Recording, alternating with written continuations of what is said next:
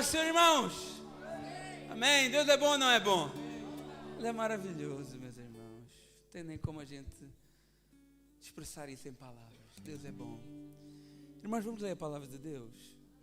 Faz um tempo que eu não tinha a oportunidade de estar ministrando para os irmãos. E hoje vamos ler a palavra de Deus, onde nós temos a primeira Páscoa. Alguém sabe qual é o texto da primeira Páscoa? Por favor, meus irmãos, qual é o texto da primeira Páscoa?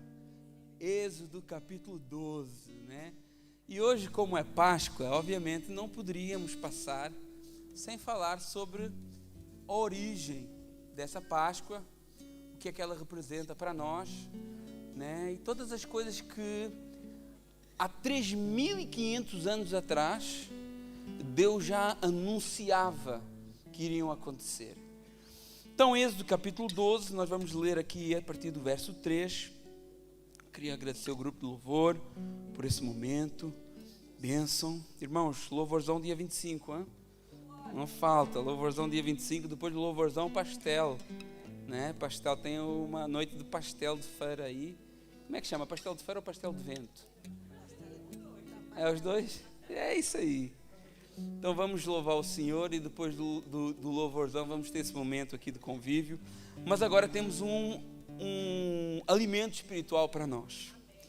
Êxodo capítulo 12, a partir do verso 3, vamos ler, diz assim: falai a toda a congregação de Israel, dizendo: aos 10 deste mês, cada um tomará para si um cordeiro segundo a casa dos seus pais, um cordeiro para cada família. Mas se a família for pequena para o cordeiro, então convidará ele o seu vizinho mais próximo, conforme o número de almas, de vidas, de pessoas, conforme o que cada um puder comer, e por aí calculareis quantos bastem para o cordeiro. O cordeiro será sem defeito, macho de 1 ano. Podereis tomar um cordeiro ou um cabrito e o guardareis até o 14º dia desse mês. E todo o ajuntamento da congregação de Israel o imolará, ou seja, o sacrificará na tardezinha. Tomarão do sangue e o porão em ambas as ombreiras e na verga da porta, nas casas em que o comerem. Naquela noite comerão a carne assada no fogo, com pães asmos e ervas amargas a comerão. Não comereis do animal nada cru, nem cozido em água, porém assado ao fogo, a cabeça, as pernas, as entranhas, nada deixareis dele pela manhã. O que porém ficar até pela manhã, queimá-lo-eis. Desta forma o comereis: lombos cingidos, sandálias nos pés, cajado na mão. Comê-lo-eis à pressa, é a Páscoa do Senhor. Porque naquela noite eu passarei na terra do Egito e ferirei na terra do Egito todos os primogênitos, desde os homens até os animais. Executarei juízo sobre todos os deuses do Egito. Eu sou o Senhor. O sangue vos será por sinal nas casas em que estiverdes. E quando eu vir o sangue, passarei por vós, e não haverá entre vós praga destruidora, quando eu ferir a terra do Egito. Este dia vos será por memorial, e o celebrareis como solenidade ao Senhor nas vossas gerações, o celebrareis por estatuto perpétuo. E agora vamos ler Marcos capítulo 16 também, verso 9, que diz assim: havendo ele ressuscitado de manhã cedo, no primeiro dia da semana, apareceu primeiro a Maria Madalena, da qual expulsou 7 demónios. Amém? Feche os seus olhos, vamos orar ao Senhor, nos colocar mais uma vez diante dele com o coração aberto para receber a sua palavra. Senhor, meu Deus e meu Pai, em nome de Jesus, nós te agradecemos porque o Senhor é bom e a sua misericórdia dura para sempre. E só o facto de estarmos aqui já mostra o grande amor que o Senhor tem por nós. Que a tua palavra possa vir ao encontro das nossas necessidades reais. que às vezes não são aquelas que nós imaginamos. Que a Tua palavra venha nos confrontar, venha nos ensinar e venha nos mostrar a maravilhosa salvação que há no Senhor. Pai, cada pessoa que aqui está, que possa receber esta palavra. Pai, que não haja nenhuma glória de homem aqui, que não haja nenhum louvor a homem aqui, a não ser o Teu Filho amado Jesus Cristo, que se fez homem para nos salvar. Obrigado por tudo, em nome de Jesus, amém. Irmãos, podem sentar. Aleluia, glória a Deus. Que bom ver a igreja reunida, né? Culto de ceia, um culto especial. E hoje, mais do que especial, porque é o culto também que celebramos a Páscoa. E este dia no calendário, eu não sei se os irmãos têm essa consciência, esse dia no calendário é o dia da maior vitória da humanidade. Tudo o que Jesus fez, tudo o que Jesus disse, tudo o que Ele anunciou, só faz sentido, só deve ser levado em consideração por causa deste dia, por causa do dia da ressurreição. Os milagres seriam inúteis, a influência que Ele teve na vida das pessoas seria inútil, as vidas que Ele mudou seriam inúteis. Tudo isso teria sido em vão se Ele não tivesse ressuscitado. Mas Ele ressuscitou. Aleluia. Ele venceu a morte. Ele venceu o pecado. Ele pisou na cabeça da serpente. Como diz a palavra de Deus, Ele despojou os principados e as potestades e publicamente o expôs ao desprezo, triunfando sobre eles na cruz do Calvário. Agora, porque Ele ressuscitou, existe um novo Senhor. Agora, porque Ele ressuscitou, o inimigo não tem mais poder sobre as nossas vidas. Agora existe uma outra autoridade sobre a humanidade. E assim como em Adão o homem foi entregue ao pecado e à morte, em Jesus o homem foi resgatado, comprado de volta para reconciliação e vida eterna. Colossenses capítulo 1, verso 12, 13 e 14. Ele nos libertou do império das trevas e nos transportou para o reino do Filho do seu amor, no qual temos redenção e remissão dos nossos pecados. Quem foi perdoado aqui pelos seus pecados? Né? Quem foi comprado aqui? Tem comprado aqui? Pessoas que têm nova vida aqui? Irmão, isso é coisa de crente, irmão. Não é coisa para qualquer um. Não é para crente. Vida nova é coisa de crente. Pecados perdoados é coisa de crente. E tudo isso só é possível porque Jesus ressuscitou ao terceiro dia. E por isso Paulo diz lá em 1 Coríntios 15, 14, se Cristo não ressuscitou, é vã nossa pregação, é vã a nossa fé. Porque se Cristo não ressuscitou, tudo o que podemos aprender dele, e é muita coisa, só terá um efeito terreno. Só terá um efeito passageiro. Com os ensinamentos de Jesus, você pode aprender a se dar bem nessa vida. Você pode ser popular nesta vida. Tem muitos pastores populares, cantores gospel populares, né? Com aquilo que Jesus deixou, as pessoas podem até alcançar algum tipo de sucesso nesta vida. Isso é uma verdade. Mas tudo o que nós podemos aprender através de Jesus, se não for pela sua ressurreição, é terreno. Passa, vai chegar ao fim. Eu posso aprender a ser um bom pai, eu posso aprender a ser um bom filho, eu posso aprender a ser uma boa pessoa, mas se Cristo não ressuscitou, isso tudo é passageiro. Se Cristo não ressuscitou, isso tudo vai chegar ao fim. Já pensou nisso? Você está com a sua esposa aí do seu lado, o seu filho, olhe para ele, e um dia essa pessoa maravilhosa que está aí do seu lado vai ficar velha. Já imaginou? As rugas vão começar a aparecer, né? Agora está bonitinha, bonitinho, mas um dia vai ficar velho. Um dia vai ficar fraco. Um dia vai ficar doente. E um dia vai morrer. A gente não gosta nem de pensar nisso, né? Nossa, eu só quero morrer primeiro. Eu falo assim, amor, ai de ti que morres primeiro que eu.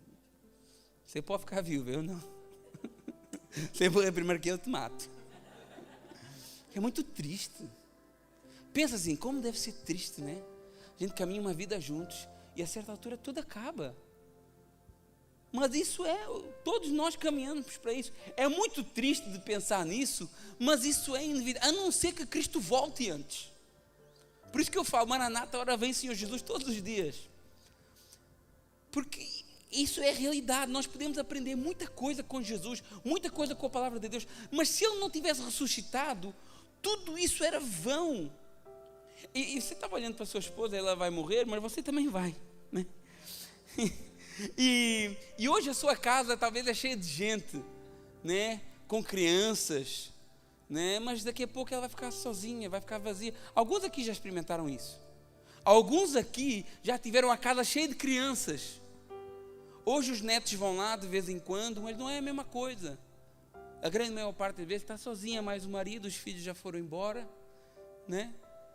Tem o Aguinaldo, a Adriana, uma deles, né? Tem lá atrás a Lena e o João também, né? A gente vai vendo eles ir embora. E tudo isso acaba. O tempo vai levar tudo isso. Eu só espero e oro para que Deus venha nesse entretanto, para que eu não tenha que viver isso, né? E por isso que a Bíblia diz que se a nossa esperança em Cristo, se aquilo que eu aprendo do Senhor, se aquilo que eu busco do Senhor é somente para as coisas desta vida, então nós somos os mais infelizes de todos os homens, porque se Cristo não ressuscitou, todos nós estamos caminhando para um terrível fim, um fim de morte, um fim de angústia, um fim sem esperança. Se Cristo não ressuscitou, é isso que nos espera, mas pior ainda, se Cristo não ressuscitou, nós ainda continuamos nos nossos pecados, sem possibilidade de salvação.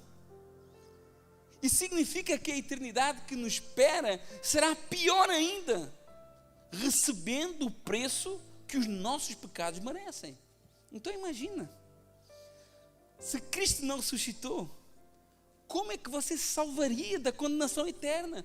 Porque a palavra é bem clara, Romanos 3:23, todos pecaram e carecem da glória de Deus. Olhe para a sua vida, eu olho para a minha. Olhe para as escolhas que você faz, olhe para os pensamentos que você tem, olhe para os desejos que nós temos. Eu sei que nós às vezes gostamos de dar uma de santarrões, né? Fingindo que tivesse uma vida perfeita diante de Deus. Eu sei que muitos gostam de fazer isso, mas seja sincero. Quantas vezes Deus te chama para orar e nós desprezamos? Quantas vezes Deus te chama para meditar a palavra e nós não o fazemos? Quantas vezes Deus nos chama para perdoar o irmão que nos magoou, mas nós continuamos com o coração duro? Quantas vezes Deus nos chama para confiar nele, mas nós continuamos ansiosos? Quantas vezes Deus nos chama para uma vida de santidade e nós continuamos a cair nos mesmos pecados? E sabe qual é o preço disso? O salário do pecado é a morte. Mas porque Cristo ressuscitou, nós não temos que receber esse salário mais. O salário é o que você ganha por recompensa daquilo que você fez. E aquilo que você fez, aquilo que eu faço, a recompensa justa era a morte. A recompensa justa era a condenação eterna.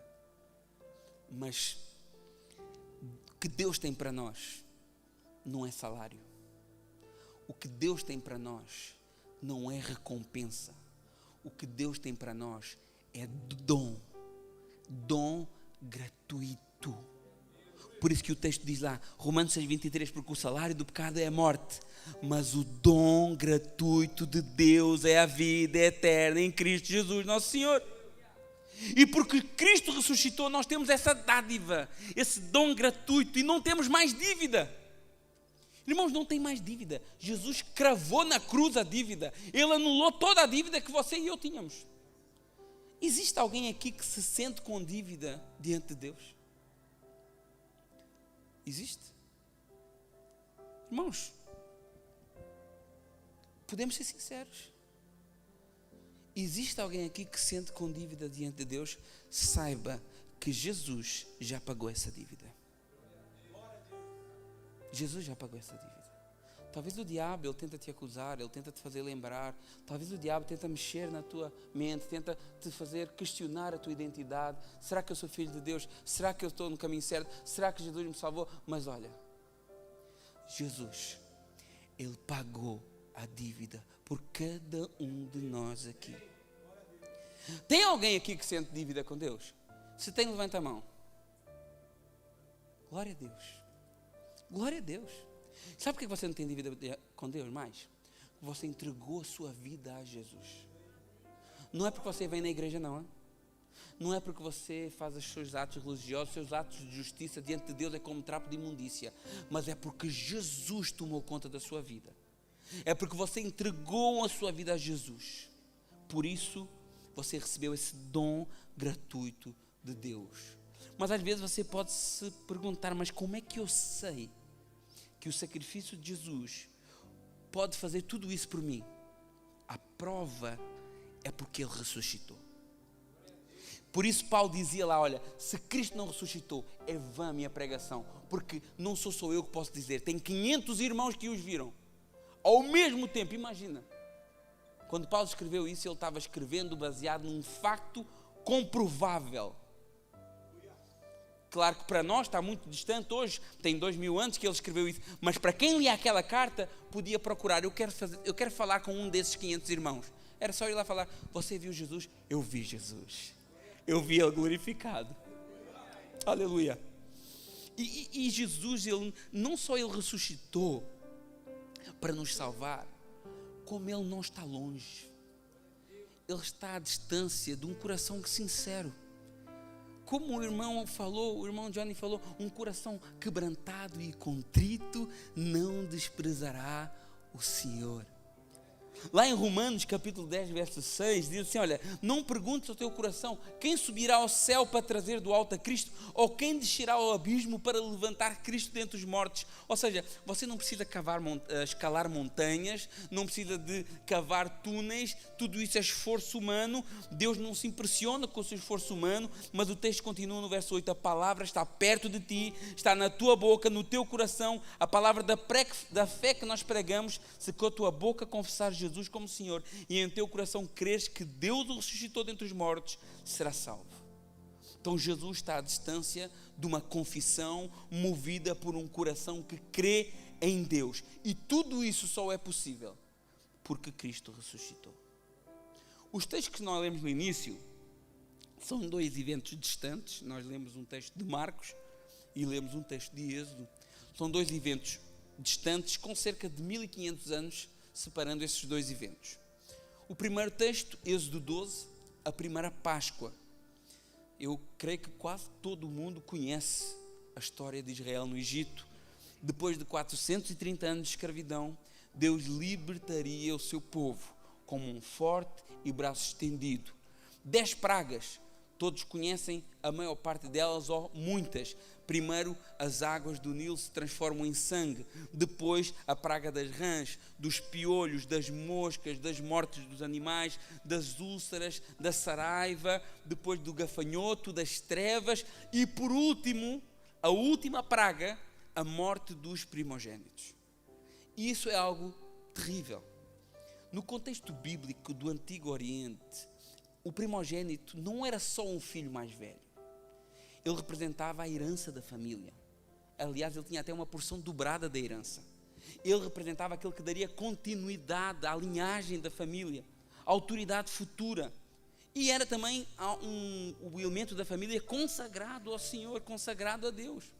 A morte dos primogênitos era devastadora, muito mais do que nós pensaremos nos dias de hoje, ainda que hoje já fosse uma coisa muito terrível, mas naquele tempo era mais terrível ainda, porque essa praga, ela abrangia todas as pessoas, todas as famílias, desde a casa do faraó à casa dos servos, lideranças ou sem ser liderança, toda a estrutura social, porque o primogênito era o responsável por manter a casa na ausência do pai. Então aquilo abalava também com a estrutura social daquele povo e o futuro das famílias, desde o trono às pessoas mais simples. E Deus, quando fala dessa praga, Deus, quando promete esse último flagelo que seria definitivo para libertar o povo do Egito, Deus já tinha um plano para guardar o seu povo. E através de Moisés, Deus fala ao povo sobre esse plano, no texto que nós lemos, Êxodo capítulo 12, verso 1. Coloca aí no verso 1, por favor. Nós vamos pôr um pouquinho. E olha o que é que Deus diz a Moisés e Arão na terra do Egito. No verso 2 ele diz: este mês será o principal dos meses, será o primeiro mês do ano. Vamos meditar um pouco nisso. Até aqui os hebreus, eles não eram um povo com normas, com leis, com uma constituição pelo qual eles se regiam como nação. A lei de Deus ainda não tinha sido dada. Isso só acontece lá em Êxodo capítulo 20. Eles eram um povo, mas eles não eram uma nação ainda. Apesar de eles já terem as promessas dos seus pais, Abraão, Isaque e Jacó, 400 anos antes, nesta altura, eles viviam sob forte influência dos egípcios. Eles tinham influência até dos próprios deuses dos egípcios. Por que nós achamos que eles foram atrás de um bezerro de ouro? Né? Porque a gente acha isso um absurdo. Mas aquela facilidade que eles tiveram de ir atrás de um bezerro de ouro demonstra a influência que os deuses egípcios tinham na vida daquele povo. Ainda que eles sabiam que havia um Deus superior a todos os deuses, que era o Deus dos seus pais. Então, nessa altura, eles tinham uma grande influência, não só dos deuses do Egito, das tradições do Egito, dos hábitos do Egito. E desde a primeira praga, lá do rio Nilo, que se transformou em sangue, que para os egípcios do rio Nilo era como se fosse um deus também de fertilidade, que alimentava toda aquela região. Desde essa primeira praga, Deus estava desconstruindo toda essa crença, toda essa influência, demonstrando que nele tudo é maior e melhor. Tudo é maior e melhor. Tudo que você pode ter de influência neste mundo, em Jesus tudo é maior. Quem está acompanhando as cartas aos Hebreus? Qual que é o tema da carta aos Hebreus? Em Cristo tudo é maior e superior. Esse é o tema da carta aos Hebreus. E aqui, em Êxodo, Deus está tirando um povo de uma escravidão de 400 anos, é muito tempo. E está mostrando, olha, tudo que vocês conhecem, tudo que vocês têm sido influenciados, eu sou superior a tudo isso. E este momento seria o momento que o povo seria liberto pela última praga. E Deus faz algo maravilhoso. Eu não sei se vocês reparam no verso 2, se já alguma vez olharam para o texto com esses olhos. No verso 2 diz assim: este mês vos será o principal dos meses, será o primeiro mês do ano. Então a primeira coisa que Deus vai fazer com esse povo é zerar o calendário deles. Olha, nós vamos começar do zero. É como se Deus estivesse a dizer ao povo: olha, a partir de agora começa algo novo na vossa vida. Deus zerou o calendário, né? E isso é tão poderoso e atual e verdadeiro para nós, porque aquele povo estava prestes a ser liberto da escravidão, liberto do domínio opressor, liberto da humilhação, para uma nova realidade, para uma nova vida. E é como se Deus dissesse assim: olha, eu vou começar uma nova história com vocês, e essa história começa do zero. Olha que poderoso que isso é. O mesmo Senhor, na pessoa do seu Filho, diz para um homem 2000 anos depois, chamado Nicodemos, ele diz assim: olha, é necessário nasceres de novo. O que é nascer de novo se não começar do zero? E aquele homem fica até admirado: como é que eu vou voltar para a barriga da minha mãe? Mas é como se Jesus estivesse dizendo a Nicodemos: olha, eu quero vos levar para um outro reino, eu quero vos libertar do domínio do pecado, eu quero vos libertar da opressão de Satanás, mas para isso é preciso começar do zero. Para isso é preciso esquecer o que ficou para trás, para isso é preciso cortar com as influências do Egito, com as influências do mundo, para isso é preciso zerar o teu calendário. 2 Coríntios 5,17: se alguém está em Cristo, nova criatura é, as coisas antigas já passaram e este tudo se fez novo. Jesus tem um novo calendário para as nossas vidas também. Você lembra qual foi o seu primeiro mês da sua vida? Eu lembro. Eu nasci em maio, dia 14 de 1984. Esse foi o dia que eu nasci de forma carnal e natural. Mas em maio de 2011 eu nasci de forma espiritual. foi o dia em que Deus zerou o meu calendário. Lembre-se aí, qual foi o dia que Deus zerou o seu calendário? Hein? Nesse dia, conforme Romanos 6,4, fomos sepultados com Ele na morte pelo batismo, para que, como Cristo ressuscitou dentre os mortos para a glória do Pai, assim também andemos nós em novidade de vida. Irmãos, Deus tem contenda com coisa velha. Deus não gosta de coisa velha, Deus quer coisa nova. Por isso Ele zera o calendário para começar de novo. O dia que Deus olhou para mim, que Deus olhou para si e disse assim, como lá em Apocalipse 21:5, eis que eu faço novas todas as coisas. No dia em que Deus olhou para si, olhou para mim e disse, e também de modo nenhum me lembrarei dos seus pecados e das suas iniquidades para sempre. À semelhança daquilo que Deus fez com o povo no Egito, Deus zerou o nosso calendário também. E existe um antes e existe um depois de Cristo na nossa vida. Verdade ou mentira? Existe um depois de Cristo na sua vida? Alguns têm dúvidas. Esse é um problema. É um problema eu olhar para a minha vida e não ver mudança depois de Cristo ter entrado na minha vida. Quer dizer que o seu calendário não zerou. Mas Deus ainda quer zerar. Deus ainda quer fazer de novo. Crucificado estou em Cristo, logo não sou eu quem vive, mas Cristo vive em mim. Esse viver que agora tenho na carne, vivo pela fé do Filho de Deus, que me amou e assim mesmo se entregou por mim. Se Cristo vive em nós, não tem como ser como antes mais. Tudo se fez novo. Com Cristo tudo é novo. Os planos são novos, os objetivos são novos, as prioridades são novas, as vontades são novas e o calendário é novo também. Agora nas nossas vidas existe um antes e um depois de Cristo também. Mas assim como foi naquela geração lá no Egito, para que isso acontecesse, para que Deus pudesse zerar o calendário, foi necessário o quê? Um cordeiro. Vamos ler o verso 3, Êxodo 12.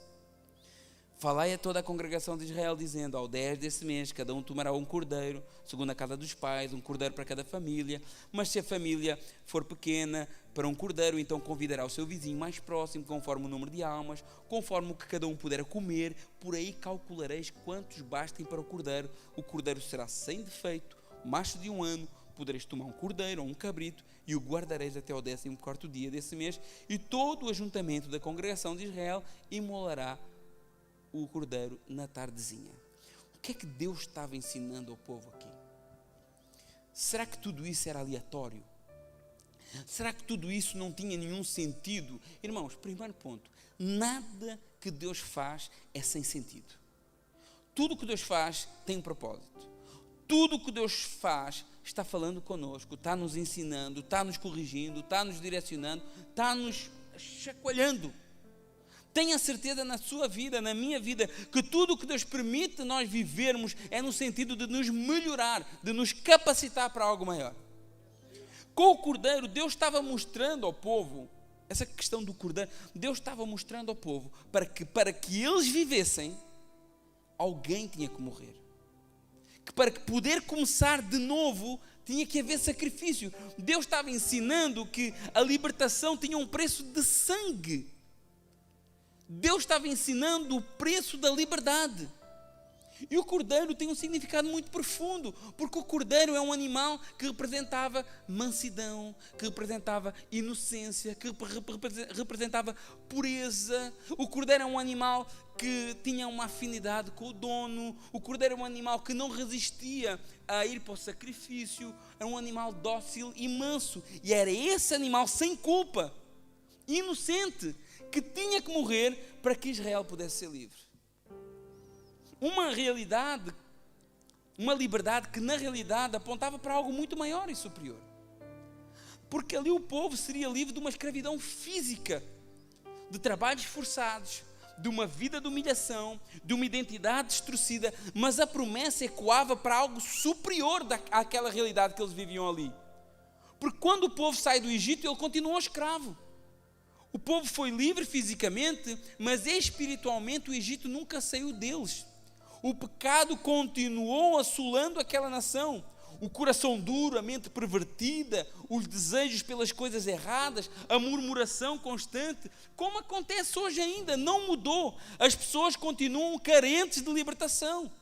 As pessoas continuam vivendo como escravas do pecado, escravas dos vícios, escravas deste mundo que nos oprime. Mas havia uma promessa de descanso na terra que mana leite e mel. E assim como o cordeiro apontava para algo superior, a promessa da terra que mana leite e mel também apontava para algo superior. Deus estava falando do cordeiro, Deus estava falando de uma terra de descanso, mas tudo isso era sombras de algo grandioso que estava para vir. Deus estava preparando o povo para o cumprimento de algo que estava preparado antes que o povo existisse. E 1500 anos depois disso, quando João Batista vê Jesus e diz assim: eis o Cordeiro de Deus que tira o pecado do mundo, ele estava dizendo: olha, a promessa está se cumprindo. O cordeiro não é mais um símbolo, agora o cordeiro é uma pessoa. O sacrifício já não é repetido e insuficiente, agora é perfeito e definitivo. O descanso já não é mais uma terra, o descanso agora está entre nós. Jesus é o nosso descanso. A sombra virou realidade, a promessa não se esgota em Canaã. A terra que mana leite e mel ainda está disponível para nós. Hebreus 4:9, resta ainda um repouso para o povo de Deus. Irmão, há repouso para o povo de Deus, há descanso para quem está cansado, subcarregado, há auxílio para quem está aflito, há esperança para quem está oprimido, há libertação para quem está cativo. Ainda temos esperança naquele que morreu e ressuscitou, o Cordeiro de Deus, Jesus. Mas para isso é necessário passar o sangue nos umbrais da porta do nosso coração. Pegavam o cordeiro, nada podia se desperdiçar. Se a família fosse pequena, o cordeiro dava para a família. Se a família fosse grande, dividia com outra família mais pequena. Tudo era organizado, porque Deus é organizado. Deus não é bagunçado. A bênção de Deus, ela não é bagunçada. As coisas de Deus não são de qualquer jeito, né? E esse cordeiro que era partilhado ali com famílias, dependendo do tamanho da família, né? Eles tomavam do sangue, verso 7, Êxodo 12, tomarão do sangue e o porarão nas ambas ombreiras e na verga da porta, nas casas em que o comerem. Deus já tinha determinado a libertação para o seu povo. Deus já tinha zerado o calendário. Deus estava mostrando a solução. Naquele dia o povo sairia dali livre, liberto. No dia 14, no primeiro dia, né, do primeiro mês, o povo ia ser liberto. Mas esse cordeiro ia ser partilhado por casas, por famílias. Repara a linguagem de Êxodo capítulo 12, é uma linguagem comunitária. Fala de toda a congregação de Israel, fala de casas, fala de famílias, fala de ajuntamento. Não há foco aqui em indivíduos isolados. O foco aqui é um povo sendo formado. Claro que existe responsabilidade pessoal dentro desse coletivo, claro. Cada casa precisava escolher o cordeiro, aplicar o sangue, obedecer às instruções. A decisão de matar o cordeiro e passar o sangue nas portas acontece a nível pessoal e familiar, mas o resultado era coletivo. Irmãos, o resultado era a formação de um povo santo e livre. Porque, irmãos, a salvação ela é individual, mas o salvo ele é sempre comunitário. Romanos capítulo 10, verso 9, que nós já lemos aqui, diz que com a tua boca confessares Jesus como Senhor. Então, ninguém é salvo pela confissão do outro. Mas quem é salvo vive em comunidade. Hebreus capítulo 10, 25. Não deixemos de congregar como é costume de alguns. Antes façamos admoestações, quanto mais vezes que o dia do Senhor se aproxima. Então, ninguém vive a fé sozinho. Esse é o maior engano que o diabo tem colocado na mente das pessoas. Tudo no Evangelho é comunitário. Tudo. O Pai é nosso, o pão é nosso, dá-nos a nós, perdoa-nos a nós as nossas dívidas, nós temos perdoado, nós somos devedores, livra-nos a nós. Tudo é nós, não tem individualidade no Evangelho. Formar uma comunidade sempre foi o padrão de Deus desde o início. Deus chama Abraão, forma um povo. Deus liberta Israel, organiza uma nação. Deus envia o seu filho para formar uma igreja, uma assembleia. E Deus não salva apenas para sermos indivíduos isolados. Deus nos salva para nós formarmos um povo santo. A porta da salvação, ela é individual, mas a caminhada é sempre coletiva. E Êxodo nos mostra uma nação sendo formada a partir do sacrifício do Cordeiro. Cristo, o Cordeiro de Deus, confirma esse padrão e a igreja é a continuidade disso. Deus chama um povo. Deus chama um povo para viver para Ele. Deus chama um povo para andar do jeito que Ele quer e determinou. Verso 8. Naquela noite comerão a carne assada no forno, com pães asmos, ervas amargas, a comerão. Não comereis do animal nada cru, nem cozido em água, porém assado no forno. A cabeça, as pernas, as entranhas, nada deixareis dele até pela manhã. O que porém ficar é para queimar. Olha que curioso aqui. Não era um negócio assim que é só matar o cordeiro ali numa maneira que saísse mais sangue e passar o sangue nas portas e está tudo certo. Não. Não era para ser, não era, a questão aqui não era só matar o cordeiro e passar de qualquer jeito. Tinha que ser feito do jeito certo. Tinha que ser feito, carne tinha que ser assada, os pães tinham que ser sem fermento, as ervas tinham que ser amargas, tudo comido, não podia ser cozido em água nem cru. Irmãos, Deus tem regras. Deus tem regras. Servir a Jesus não é uma vida sem limites. Servir a Deus não é de qualquer maneira. O Senhor diz através do apóstolo Pedro, 1 Pedro 1,14, como filhos da obediência. Então o crente, ele é obediente a Deus. E diz, não vos amoldeis às paixões que tinham anteriormente na ignorância. Pelo contrário, como é santo aquele que vos chamou, tornai-vos santos também vós mesmos em todo o vosso procedimento, porque está escrito, sede santos, porque eu sou santo. Então, não dá para participar do Cordeiro de qualquer jeito. Tem que ser por inteiro. Nós não podemos seguir a Jesus em algumas coisas e outras não. Eu vou comer uma costelinha aqui, porque a costelinha é aquela parte mais saborosa, mas a parte ali da pata eu vou deixar de lado o meu irmão que coma. Não. Não pode ficar nada para o dia a seguir. Não pode ficar nada de lado. Nós fomos chamados para participar do Cordeiro inteiramente, meus irmãos. Não pode ficar nada para o dia a seguir. Gálatas capítulo 5, verso 13. Olha, vocês foram chamados para a liberdade, porém não usem da liberdade para dar ocasião à carne. Muitos estão participando do Cordeiro Santo e também participando de carnes sacrificadas a ídolos. Muitos estão sentando na mesa do Senhor e ao mesmo tempo sentando na mesa dos demónios, como diz lá 1 Coríntios 10, 21. Muitos vão participar dessa ceia aqui, mas saem daqui e vão sentar na mesa dos escarnecedores lá fora. Isso não é de admirar, porque na ceia que Jesus serviu, Ele põe um bocado de pão na boca de Judas, e quando Judas morde aquele pão, o diabo entra nele. Na ceia que Jesus serviu. A culpa é de Jesus? Não. A culpa é de Judas. Então, nós queremos participar do Cordeiro, nós queremos participar do pão e do vinho, de qualquer jeito. E a palavra ela é bem clara, nós não podemos fazer dessa maneira. E aquilo que estava a ser ensinado ali, era só um reflexo, era só um símbolo, era só uma sombra daquilo que é uma realidade para nós hoje. Servir Jesus tem regras. Participar do Cordeiro tem regras. E isso não é legalismo. Não, pastor, você está sendo muito legalista. Não, isso é evangelho.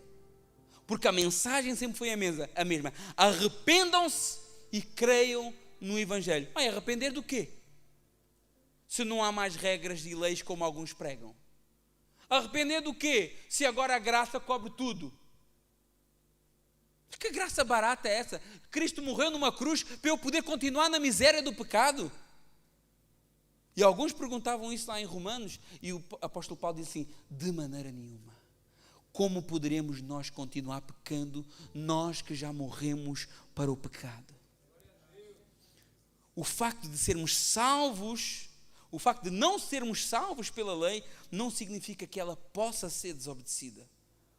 Não somos salvos por cumprir lei. Nós somos salvos exclusivamente por graça mediante a fé. Mas aquele que é salvo, ele cumpre a lei. Porque aquele que é salvo, ele obedece às palavras de Jesus. João 14, verso 23. Se alguém me ama, guarda o quê? As minhas palavras. Nós não guardamos as palavras e obedecemos para ser amados de Deus. Eu vou fazer aquilo que Deus quer para ver se Ele me ama. Não. Como eu amo a Deus, eu não consigo não guardar as palavras dEle. Como eu amo o Senhor, como eu fui alcançado por essa graça, então eu obedeço porque eu amo, não como uma condição para ganhar salário. Salário é recompensa e nós recebemos dádiva, dom. E Jesus deixou regras para nós. Eu posso citar aqui algumas. Olha, amarás o Senhor teu Deus. Você ama a Deus? Você ama a Deus, mas como que se expressa esse amor a Deus? Deus é servido por mãos humanas? Deus precisa de alguma coisa sua? Deus precisa de alguma coisa? Não, eu vou fazer isso por Deus porque eu acho que Ele está aflito e Ele precisa de mim, né? Eu vou pregar o Evangelho porque se não for eu, coitado, Deus não consegue salvar ninguém. Será que é isso? Você demonstra o seu amor a Deus amando a pessoa que está do seu lado. Você demonstra o seu amor a Deus amando aquela pessoa que é tão ruim, que te difama, que fala mal de ti, mas você vai demonstrar todo o amor a Deus amando ela. Coisa de crente, não é, meus irmãos? Coisa de crente. Mas Deus também não quer crente meia boca, não. Ou é ou não é. Buscar em primeiro lugar o reino de Deus. Outras palavras de Jesus. Você tem buscado em primeiro lugar o quê? O que é que você busca em primeiro lugar? Qual é a primeira coisa que você faz quando acorda? Qual é a primeira coisa que você faz quando pega o seu telefone? Qual é o aplicativo que você mais usa? É o aplicativo do banco? É o aplicativo das redes sociais? É o aplicativo do quê? É o WhatsApp? Ou é o aplicativo da Bíblia? O que é que você... Hoje existem ferramentas que nos ajudam a ver isso. Qual o aplicativo o aplicativo que eu mais uso no meu telefone é o Google Docs. É os documentos onde se escreve, que é onde eu faço as minhas pregações. Né? Então, qual é o aplicativo que você mais usa? É algo que está a aproximá-lo de Deus? Algo que vai ser usado para o reino de Deus? E tem mais, olha, amai os vossos inimigos. Você não quer nem passar perto deles. A gente não quer nem passar perto. A gente está vendo o povo chegar ali, já vira a cara para o outro lado para não ter que encarar. Mas a palavra é amai os vossos inimigos. Desculpa, Jesus que mandou, não sou eu. Porque se fosse eu a fazer essas regras, eu não punha amar os inimigos. Eu falava assim, olha, dá um murro na cara nele. Porque eu sou mau, se não for Jesus. Mas não é o Antônio que escreve isso. É Jesus que escreve isso. É o nosso Salvador, é o nosso Senhor. Então, se Ele diz que eu tenho que amar os meus inimigos, ainda que às vezes dê vontade de fazer outra coisa, eu vou lá e amo. Perdoai aqueles que ofendem, assim como nós perdoamos. Olha como é que é interessante essa coisa da oração do Pai Nosso. Perdoai as nossas ofensas, assim como nós perdoamos os que nos ofendem. Ou seja, se eu não perdoo quem me ofendeu, não há perdão para mim também. Fazei aos outros o que vocês querem que vos faça a vocês. Amai uns aos outros. Mais bem-aventurado é dar do que receber. Não ajunteis tesouro na terra. Não podem servir a dois senhores. Não julgueis. Vigiai e orai. Negue-se a si mesmo. Ide por todo o mundo. Fazei discípulos. Permanecei no meu amor. Quem quiser ser o maior, que seja o servo. Entrai pela porta estreita. Amar a Cristo não é ter um arrepio na espinha no momento de louvor. Amar a Cristo não é ficar emocionado durante uma oração. Amar a Cristo é viver aquilo que Ele falou, aquilo que Ele disse. Isso é amar a Cristo. Porque amar a Cristo não tem nada a ver com emoções. Amar a Cristo tem a ver com atitudes que nós temos em relação à palavra que Ele nos manda fazer. O cordeiro tem que ser comido por inteiro. E nenhuma parte do cordeiro pode ser deixada fora da mesa. E quem deixa partes do cordeiro fora, isso faz de nós cristãos fake, cristãos de mentirinha, Porque nós queremos o amor de Deus, nós queremos a salvação, nós queremos a paz, mas não queremos renúncia, não queremos santidade, não queremos obediência. Isso é comer só uma parte do cordeiro. E quando nós deixamos partes do cordeiro fora da nossa vida, não estamos vivendo o evangelho completo. Estamos criando um cristianismo à nossa medida. Mas o cristianismo não é à nossa medida. Verso 11. Desta maneira comereis, lombos cingidos, sandálias nos pés, cajado na mão, comê-lo-eis à pressa. É a Páscoa do Senhor. Aquele povo está prestes a ser liberto do Egito. Aquele povo está prestes a ser livre da escravidão. Porém, a caminhada estava só começando ali. Ainda havia um deserto pela frente. Eles eram salvos, eles eram livres, mas ainda tinham muito a aprender com Deus. Ainda existia muita influência do Egito que eles tinham que deixar para trás. Ainda existia um processo de santificação, de separação dos hábitos antigos. A Páscoa dos judeus era uma mudança de realidade.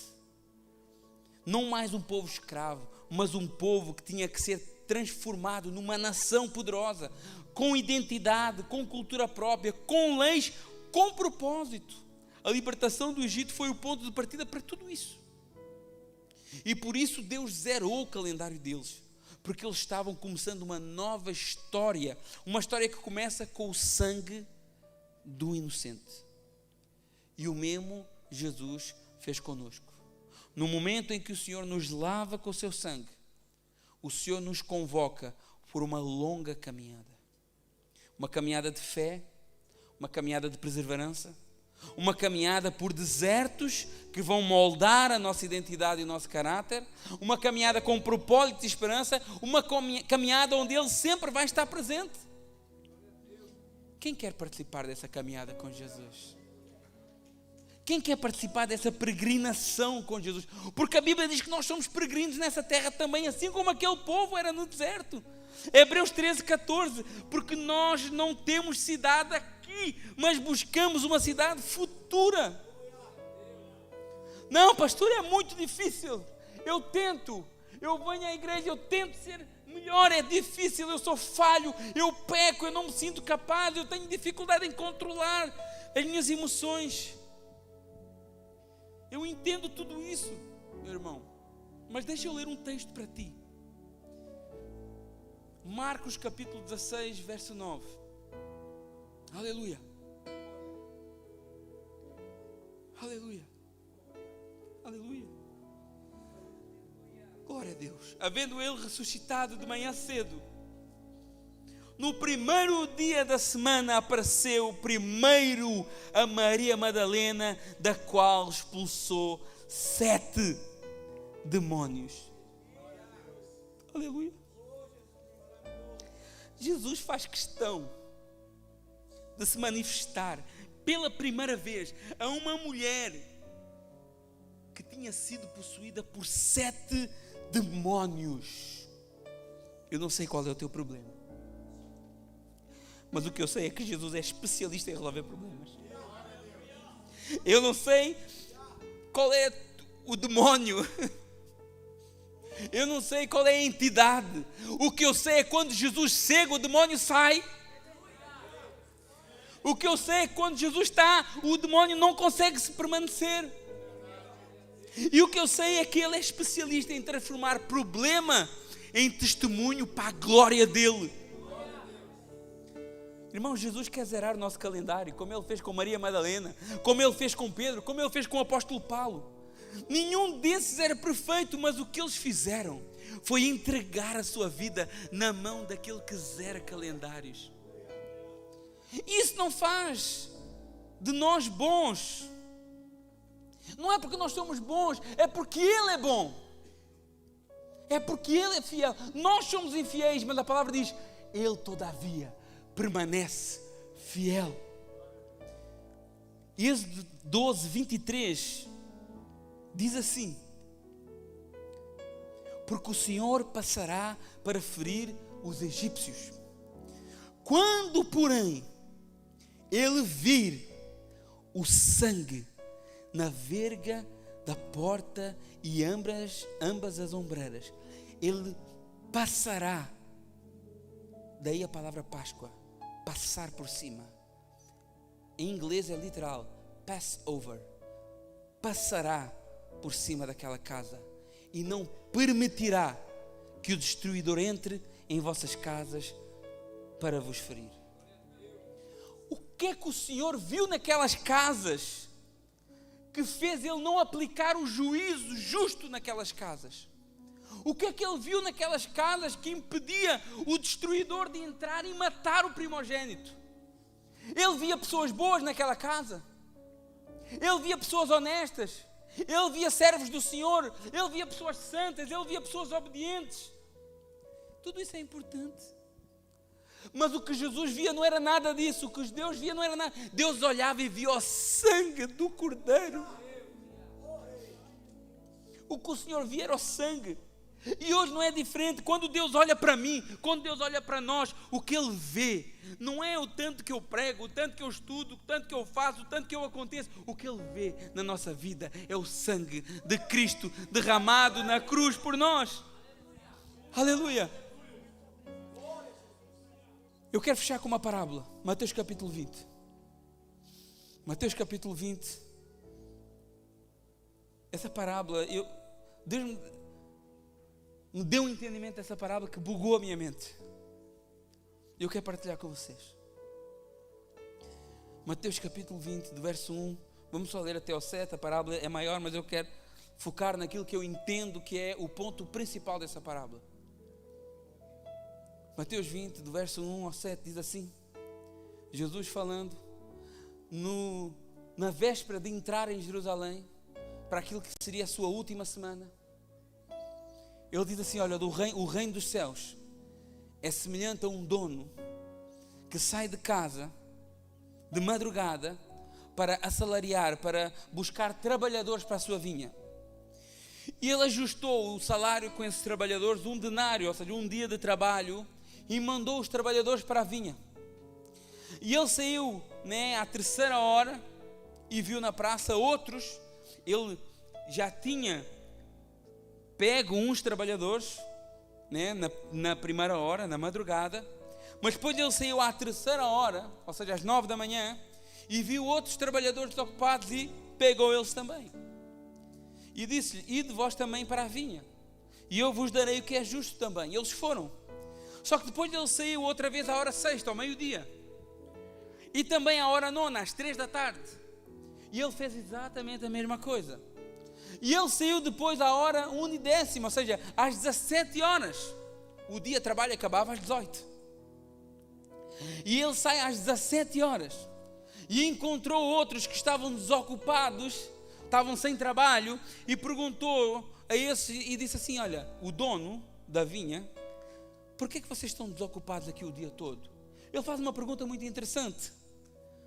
Porque às vezes a gente, como olha na palavra, diz, por que vocês estão desocupados? Parece que esse povo era preguiçoso.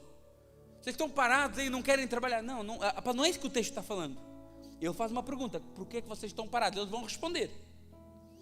Aqui está o foco desta parábola. O foco dessa parábola é esses homens aqui da 17ª hora, das 17 horas. Porque ele saiu às 6 e pegou, às 9 pegou mais, às meio-dia pegou, às 3 horas pegou, e às 17 horas estava lá um povo parado que não tinha trabalhado. E ele pergunta, olha, mas porquê? Porquê que vocês estão desocupados aqui o dia todo? Eu vou tentar dar um exemplo para nós entendermos porque que aqueles homens estavam ali. Vocês lembram quando a gente jogava futebol, principalmente os homens, A gente jogava futebol na escola. Aí está o grupo de homens lá, os jovens, dos miúdos, e tem sempre 2 que são melhores, Então a gente faz assim, olha, você fica de um lado, eu fico do outro. É assim ou não é? Aí começa a escolher um de cada vez. É, Davi? Começa a escolher, Aí, quem que vai escolher? Eles começam a escolher um de cada vez e vão escolhendo os melhores, O Filipe está de um lado, o Francisco está do outro, e cada um vai escolher um de cada vez. Uma vez escolhe o Filipe, outra vez escolhe o... Eles vão escolher os melhores, para quê? Para que o time deles ganhe. Quando os trabalhadores iam buscar os empregados, eles pegavam os melhores. Eles pegavam os mais capacitados. Os melhores eram escolhidos, e como num jogo de futebol, os melhores eram escolhidos primeiro. Chega a um certo ponto da escolha em que o desafio agora já não era escolher o melhor, porque o melhor já tinha sido escolhido. O desafio agora era não ficar com o pior. Aquele gordinho, coxo, que era ruim de bola, ninguém queria ele, ficava puxando para o outro, né? Não sei se é gordofobia, mas eu também estou gordo. Então nós vemos que é isso que está acontecendo aqui nessa parábola. Esse povo das 17 horas era aqueles que ninguém queria. E eles mesmo dizem isso. Ele perguntou assim: olha, mas por que é que vocês estão aqui parados? E ele respondeu: ninguém nos contratou. Ninguém nos quis como empregado. Ninguém viu em nós nenhum potencial. Ninguém enxergou em nós nada de bom. Ninguém viu em nós nada que pudesse ser útil. E olha o que é que o dono da vinha diz: então venham, porque para mim vocês são úteis. O dono da vinha é Deus, e Ele vê em nós o que mais ninguém vê.